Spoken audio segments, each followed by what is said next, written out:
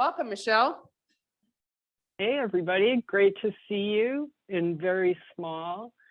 This is making me yearn for the old days of Zoom when I could see you in little squares on my screen. So thank you, Elizabeth, for inviting me today. I am going to share my screen and we'll dive in, and I will do my best to get us ahead of schedule. Although I'm not sure I can do that single-handedly. All right. Elizabeth said my presentation today is using data to move bodies, hearts, and minds. It's basically just 5 stories. So those of you who've been through the course with me know that I can talk wall to wall for an hour and still have more to say. I'm not doing that today. I'm telling you 5 short stories and a parable. And the parable is from Kansas, so don't leave the room. The stories focus on different ways to use data, just super simple kinds of ways that you might see in your own communities. The first, focusing downtown business growth. Second, informing trail management. Third, getting and keeping your community engaged. Fourth, demonstrating the value of trails. And fifth, I call it creating a bigger picture, but this is, you'll see the 5th one is actually designed to make you feel like you can do this. And then the parable is from Ottawa, Kansas. So let's dive in. The first story is about Perry, New York. Perry is a little town, population 3,400. Those of you who are in the course know that I love, who were in the part of the course know that I love this area around Letchworth State Park in Western New York. Perry, this little town of Perry, pitches itself as Letchworth State Park's Main Street. It's one of the 3 main gateway communities to the park. It's got a really amazingly attractive Main Street, but Perry's been kind of through the ringer with its Main Street, not always the most vibrant place. And over the past, say, 10 years or so, they've focused a lot of effort on making that description, Perry or Letchworth's Main Street, kind of meet reality. So they started with a few years of really dedicated effort on downtown improvement. Really interesting community investment model that they called Main Street LLC is totally worth looking at. It's a way for community members to join together to invest in anchor properties in your downtown. If you've got a nice downtown area and you're working on revitalization, this is a way to get your community hands-on, money-on involved in a way that is bite-sized enough for community members to take advantage of it. So after doing that for a while, they started to have spaces available, but really no businesses to move into them, and they were ready to focus seriously on business growth. So they turned in part to guide their thinking about what kinds of businesses to really try to cultivate and attract, build up from local entrepreneurs and local businesses that might be doing expansions. And they turned to a visitor survey that was done in 2017. One of the questions in the survey is asking people this pretty simple question: what would you like to see us do better? And top of that list was, you need to match your store hours with when visitors are around. So don't close for weekends, don't close early in the evening. Visitors are around at different hours than local people are. And if you want to catch those dollars, you need to match your store hours to when those people are spending dollars. So there are lots of interesting insights in this visitor survey, even if you only take that one question.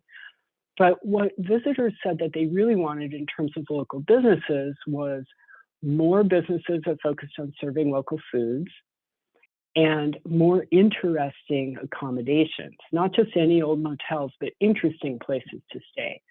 So Perry took this advice to heart, and they focused over the next few years since 2017 on really building new downtown local businesses that fit what visitors said that they want. And you can see that 5 out of this, 11 or 12 businesses fit exactly those categories: food with local flair and accommodations that are interesting.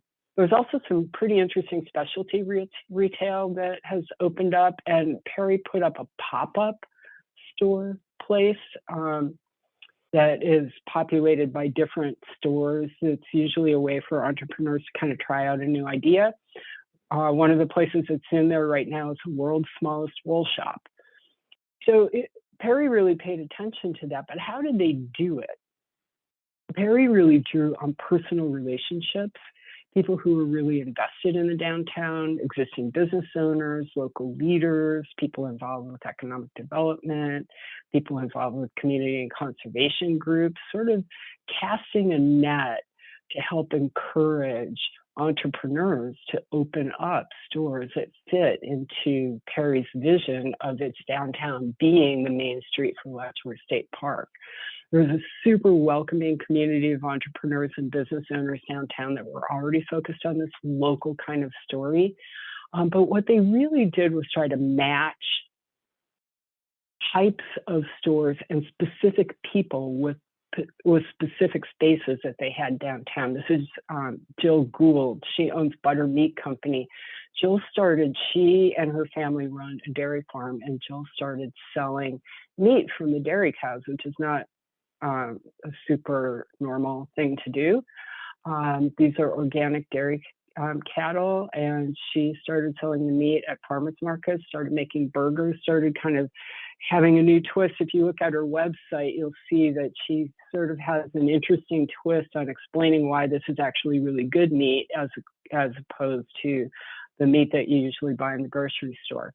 So they really went to the micro level, and on an individual basis, really the bulk of their downtown business strategy was saying, who do we want to be in our downtown? What kinds of businesses would fit with that? Who are those business people? So if you want more ideas about supporting local businesses like this, there are a couple of resources on the Letchworth Gateway Village's website, including how they provide small business support in the digital sphere. So a lot of small businesses need that kind of help matching their one-on-one retail acumen with the digital world. And they also did a project that was specifically focused on growing food tourism. So Perry used data to help drive its business growth and the way that it thought about new businesses in its downtown. Second example is a mountain bike club in Quebec, Canada. It's called the Velo 2 Max Club, and they use data, specifically trail counter data, to help fine-tune their trail management. So this club owns a private mountain bike trail system, and they installed 2 eco counters. If you were in the course, you remember I talked about this grant program that the company Eco Counter has, where you can apply for a grant to get 2 eco counters and some technical support. This club got an eco counter grant and used them to monitor and count trail usage at its private trails. So they installed just 2 eco counters, one at the ticket gate, so where you come in, and then one at a bridge that's sort of a funnel area. They collected data for only 3 months, and their goals were to understand how and when the trails were used and to generate data that they could use for grant applications. They actually got more out of this than they wanted to going into it. So what they learned, no surprise to them, was that weekends were the most popular times, with 2 to 3 times higher counts than on weekdays. But still, they had significant traffic on most weekdays. And so what that told them was that they have an audience that maybe they could cultivate more of for weekday, less crowded bicycle trails. When you look deeper at the data, what they learned was that there were kind of these peaks. And in the weekends, the peak period is kind of spread throughout the day. But during the week, there are these big spikes in trail usage that suggests that people are coming out to enjoy the trails for a quick ride after work or in the early evenings. So how did they use this data? One of the things that they did was to modify, they changed the days where they scheduled their staff to be on site. to work at the Welcome Center, and they adjusted their volunteer hours. So they were making sure that they were covering the busiest periods of the week and the busiest times of the day. One of the things that they learned was they closed their trails at the end of the season, and they kept counting after they closed the trails, so that they were able to learn that riders actually didn't go to use the trails once the area was closed. They were able to estimate their annual trail usage based on that 3 months of data.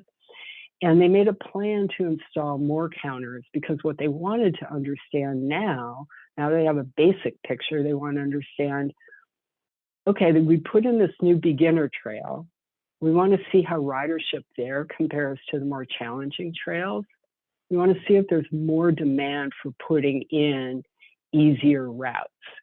So this is the kind of strategic thinking about trail counters that I've heard many of the groups that were a part of the Trail Champions cohort start thinking strategically about how you could use limited numbers of trail counters and limited access to trail counters to get more information about aspects of trail usage that really matter to you. Lots of things you can do with trail count data. Won't spend a lot of time here, but during the course, we talked about how long it makes sense to count data. And you can kind of match your goals to the length of time that you need to have your trail counters installed. So everything from just kind of a snapshot of baseline trail data usage, maybe usage at different entrance points to a trail network. That could be a really quick snapshot, all the way to keeping your trail counters in place for months or even years that help you look at long-term trends and help you really quantify how your trail's economic impact might be changing. So thanks to EcoCounter for the great graphics and the story. And this is one of my favorite quotations about counting and about having data at all. So, and I think Amy had a similar kind of experience. You know, when you're developing trails and people say, well, why should we invest in them? Nobody's using them. But when you come armed with data, you can prove your story that the money that you're putting into trails and the effort that you're putting into promoting them is working, that's coming up with impacts. My third story is from Brownsville, Texas, a city along the southern border of the United States, and very, very, very southern tip of Texas.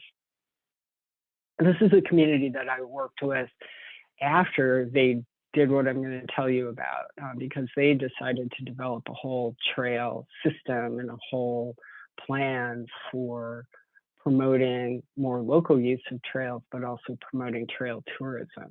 And when they first started out in this effort, they started looking at ways of making their community healthier. And they suspected that being more active might yield healthier results. And as they looked at data that were available locally, they discovered a couple of things. One is that diabetes, heart disease, obesity, the incidence of these sort of lifestyle diseases was off the charts. And that Hispanics, which is most of the population in Brownsville, say that they exercise less than their non-Hispanic neighbors. This is part of a long-term health survey, a cohort that has been tracked for many, many years in the Brownsville area. When you just look around on local trails, it was really easy to see that most of the people using them were not Hispanic, and yet most of the people living in the Brownsville area are Hispanic. So there was kind of a mismatch in who was using the trails. So one of the first things that they tried was an effort to get more people out on the streets of Brownsville, out using bicycles, out walking around, out getting the idea that these streets are for us too, they're not just for cars. So there's a Latin American tradition of CycloBlas, which originated in Bogota, Colombia, and still today, Bogota closes every Sunday from 7 a.m. to 2 p.m. over 75 miles of streets. So the pandemic gave a lot of communities a little bit of a glimpse into what it might look like to close streets, as larger cities at least closed a lot of streets to give people easier access to outdoor activity. In Brownsville, they started what they call the CycloBlas. So they closed miles of streets in Brownsville, Texas to motor vehicle traffic so that residents, and then as this has gone on, visitors can gather and just enjoy each other, ride bikes. If they don't have bikes, they have bike rental stations. The fire department runs a water station, hydration station. There are bike rodeos, all kinds of kind of organized events, but it's also just get out in the streets, socialize, and have fun.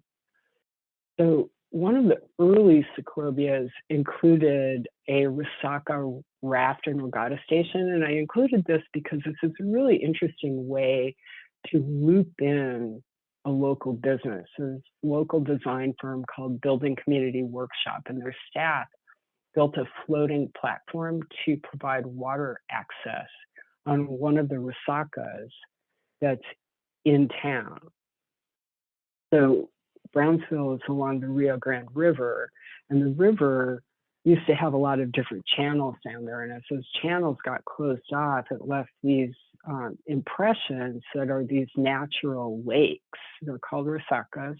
They're just abandoned channels of the Rio Grande River, and they fill up with water. They're actually, typically, most of them always have water in them. But Brownsville residents aren't really too attracted to the resacas, and some of them aren't as clean as they once were. So there's a big kind of community effort to attract more attention and more outdoor activity, more kayaking, more canoeing, stand-up paddle boarding, bird watching, walking on and around the resacas. And so the CycloBlas, the early one, had a station. This is kind of a cool floating platform that this design firm built that enabled people to actually get out on the water and put their feet in the water in a really safe way. And then they could launch canoes and kayaks from that. So it's a way to kind of cluster two different types of recreation together. And I think about Kansas in that way, because I know you have a lot of issues with river access, but connecting rivers and trails is a nice starting point. So the CycloBlas is still running today. I know it goes back to at least 2014, took a couple years off during the pandemic, and it still goes on every month or so, I think, except when it's super hot in the summer. They close the streets, sometimes during the day, sometimes in the evening, and basically have a big bicycle walking street party. So and they came to that by observing who was and who wasn't exercising outside in their communities. My fourth story is the Connecticut Trail Census, using data to demonstrate the value of trails. This is pretty straightforward. We talked about this a lot during the Trail Champions cohort sessions, but I wanted to highlight the Connecticut Trail Census because they call themselves, and they actually are, an innovative, statewide, volunteer-based data collection and education program. Every one of those words is really important to how they work. And what they encourage is data-informed decision-making. We all like that. But they also promote citizens being active in monitoring trail use and advocating for trails. So how do they do that? They started small as a partnership program between the University of Connecticut, a local council of governments, a Greenway Council, and some local trail advocacy organizations. And over the years, as they've gotten their feet on the ground, they've grown to include 15 different trails. All of these are multi-use trails. They've developed this interactive data portal. They have what they call a Census Academy, which is a series of training videos to help volunteers be able to plug into this program. Last year, they issued a COVID-19 impact report because since they were monitoring trail use, they could speak to how COVID-19 impacted trail use. And they have developed podcasts, webinars, newsletters. It's a little hard to see how active those things kind of come and go. But what stays is this backbone of monitoring trail use on these trails around the state. This is all driven by volunteers and infrared trail counters. So trail groups and organizations are the backbone, and they pull people together to participate in volunteer trails because, as you know, this is a combination of trail counts and some intercept surveys. So you know you need volunteers to do a lot of stuff, and the trail organizations take responsibility for that. They also take responsibility for installing and maintaining infrared counters, which are part of the trail census program. So those are provided.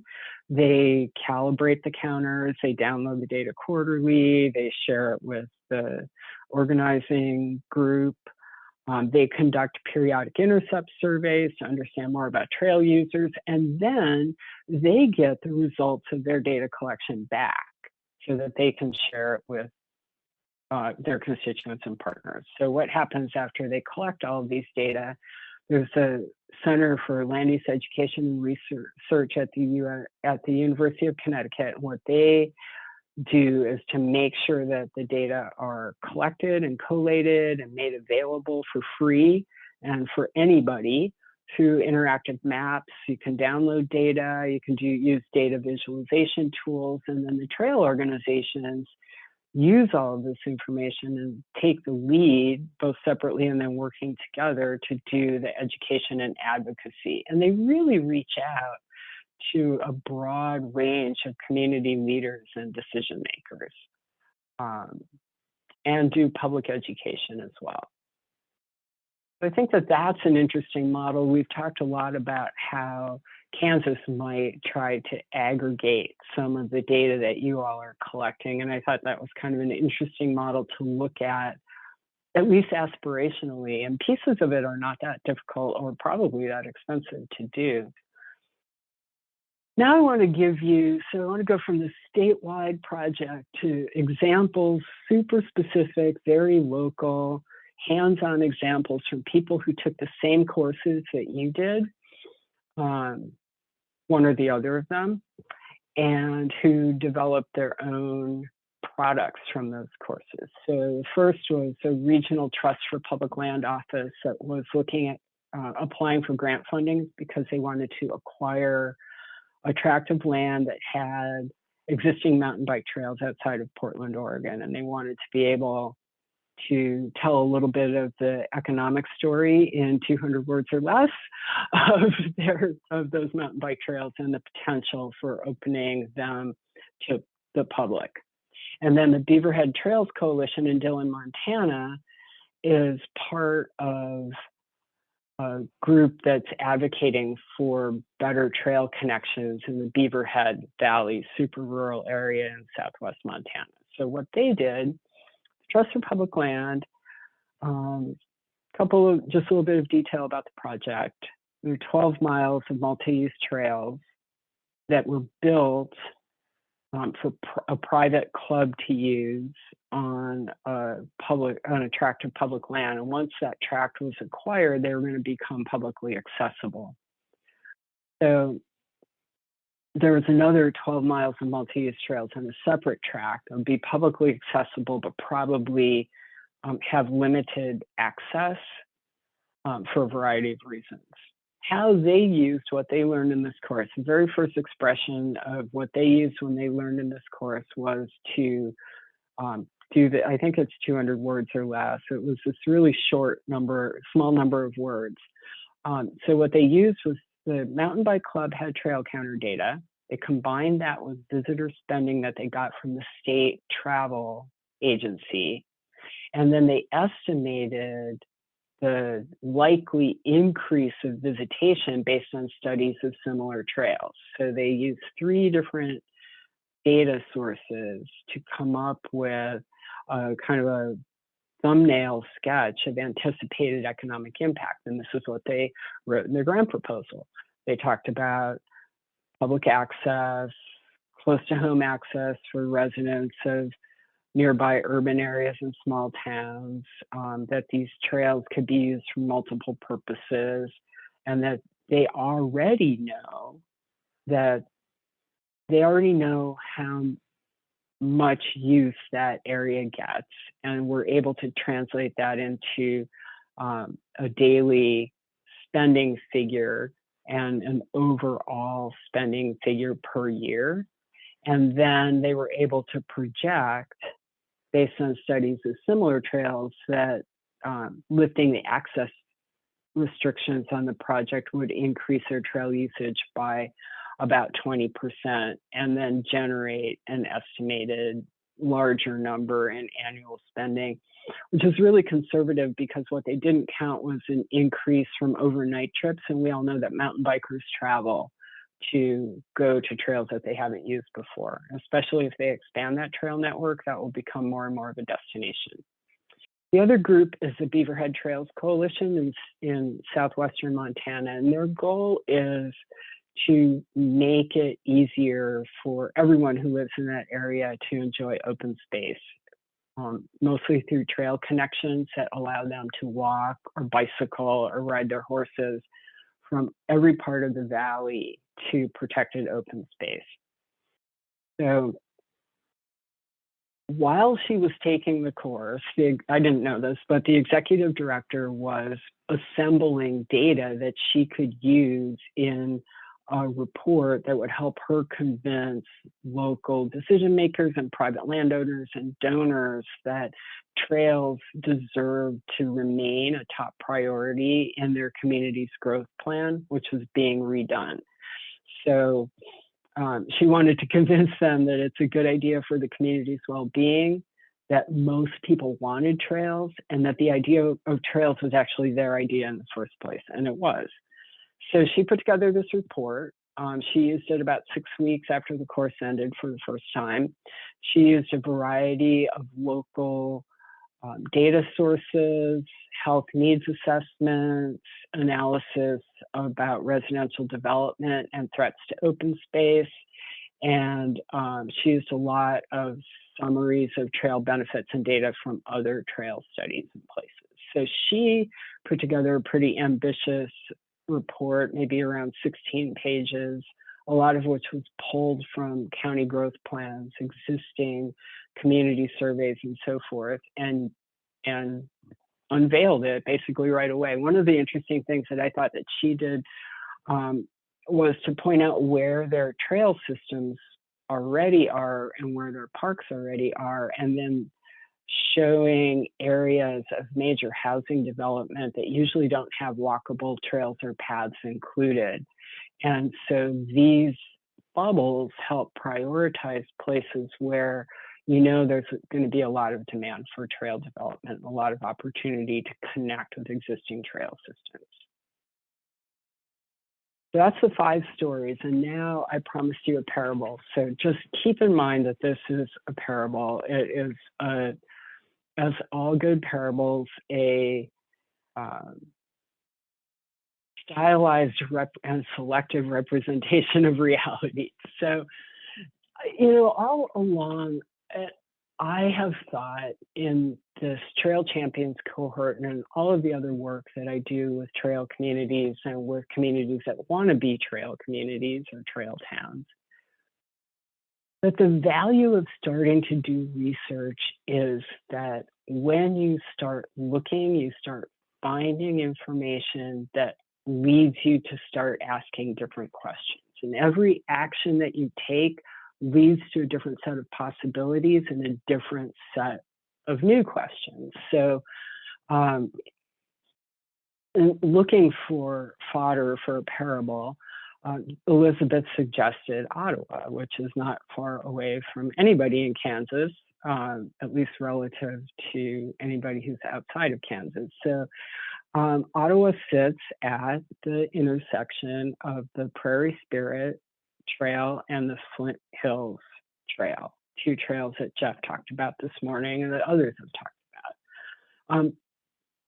I think it's pretty easy to think, well, Ottawa, of course, they would be a trail town. Look, they have these trails crossing there. Look at it. You know, they have this advantage. What about us? We just have these two little dinky trails. But the often overlooked fact is that Ottawa, Kansas has not always been a trail town.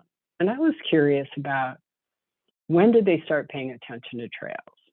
And what did that lead to? And what did that lead to? And what did they learn that led to the next thing and the next thing and the next thing? So Elizabeth and I ended up talking to John Cohen, the Ottawa Chamber president. During our conversation, John said that the person that we really should be talking to is Wendy Lee, the former Ottawa Community Development Director, whose vision for trails and their role in Ottawa was big and probably way ahead of its time and helped to chart the path forward. But we didn't talk to Wendy, we talked to John. So this is the path according to John. And John is so quotable.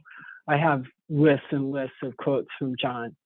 One of my favorites he said toward the end was, "Our thoughts and ideas for the trail have evolved over the years as we have seen advantages created. We certainly didn't have all that vision going into it, though I would like to take credit for that." So the first thing that he said when we started talking to him was, the biggest thing, the most important thing is to have a long-term vision. And even more important than that most important thing is creating a team that sees trails as an opportunity. So none of this happens overnight. He talked about it as something for them that really took 20 years to kind of build and sustain the kind of momentum that really made them sort of take notice of trails in their community and think of themselves more and more as a trail town. Where it all started, here he said, even before the trail, there was the ball field. And the ball field was the incentive for developing the first in-town trail. Again, this is a parable, and this is a world interpreted through Michele, according to John. So it might have a little bit of rough edges, but even before the trail was a ball field, and it was really easy to develop a trail to go to the ball field under a major highway for safe passage. And that is where he said it first started in Ottawa. Then they started asking the real question for the movers and shakers in Ottawa was how to get people outside and exercising more, how to get Ottawa to be a more active community, how to improve the quality of life there. And so their first focus was on in-town trails.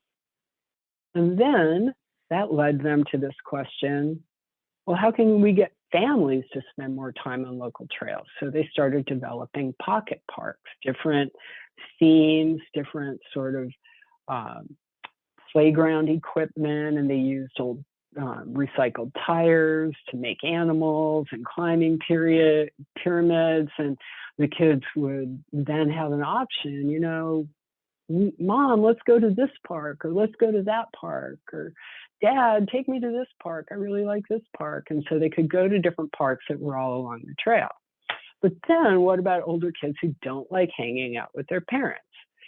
So they developed another park that has basketball courts. It has a graffiti wall. It has a skate park. They're putting in a zip line. And the kids who are older hang out there. So now they're starting to build some facilities in their community and see that connecting them by trail is a good idea. So then they started thinking, well, how can we use trails to better connect our community? To connect our community to grocery stores, to the fairground. A couple of event centers opened up along the trail. How can we better connect our community to that? So they started linking routes and paths to these linear trails to better connect these community resources. And then the trails started to be kind of a center of gravity unto themselves. And new businesses started to ask, how can we get a piece of the action? So a bike shop opened up in town near the trail, and then a brewery opened up in town near the trail. Over the years, the community had started counting trail users. When the bike shop located near the trail, they used some of that bike counting data to help estimate the size of their market and see that their business would likely be profitable. But all kinds of other new businesses now, and I think Mike Scanlon mentioned this about how you don't necessarily try to attract businesses, you build an attractive place. And so by this focus on how to get people outside, how to get families and older kids to spend more time outside and recreating, how to use trails to connect their community, and then with the advantages that were brought on by the Prairie Spirit Trail and then the Flint River Trail, and the connections with other communities and that kind of connectivity that Jeff was talking about, they're really seeing quite a bit of new business activity. And the piece of it that I thought was, a new car dealership and a hotel around the trail, John said what he didn't expect were the 14 bed and breakfasts and Airbnbs that have located specifically close to the trail and whose primary customers are trail users. So, including some of the Airbnbs were opened by a person who in the early days of trail development was one of the biggest opponents to even doing it in the first place. So you can win friends and change enemies into friends. So what's next? John says, we still don't know what we don't know, but we're willing to look at all possibilities. So I want to leave you with that because I think it's worth thinking about as you're taking your first steps, as you are wherever you are in the development of your trails, that there's always something next and that you still don't know what you don't know, but you're probably going to find out what it is soon. So thank you, everybody. Keep in touch. My email address, most of you already have it, and I can take a few questions. Thank you so much, Michele. And yes, I fully acknowledge we're way behind schedule. That's not Michele's fault. We'll figure it out. This is a great time to feel free to ask any questions. Anyone? Yes, sir. I'll fill in the blanks. How do you handle people who are opposed to trails? Shall I say that again? Yeah, she needs to hear you on the mic. How do you respond to people who actively oppose trail development? It depends on how big of a problem they are. For the most part, I see communities using two strategies. One is this, in as much as you can, acknowledge that they exist, but don't let them block you at every turn. You're going to be able to do something. If it's something really small, do that. If it's, something small while you work on your bigger vision, do that.